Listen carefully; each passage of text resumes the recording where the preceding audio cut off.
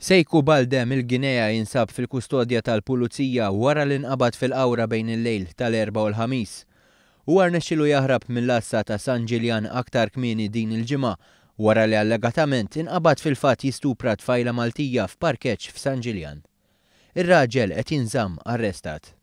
Fil-qorti ġie mixli b'12 l-akkuża fosthom li kiser il-kundizzjonijiet tal-qorti li kien sawwat prostituta u li ħepp għall-pulizija meta kienu marru biex jarrestawh fuq il-każ.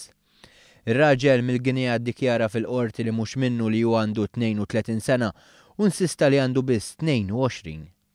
Ġie mixli li kommetta stupru u attentat vjolenti fuq il-pudur ta' tfajla li ssekwestra kontra l-volontà tagħha, inġurja u għeddet lill-pulizija u uffiċjali pubbliċi u li rreżista lill-istess uffiċjali inkarigati skont il-liġi. Ir-raġel ma ammettix l-akkużi miġjuba kontrih u ma talabx biex ikun meħlus mill-arrest. U qed jinżamm taħt arrest.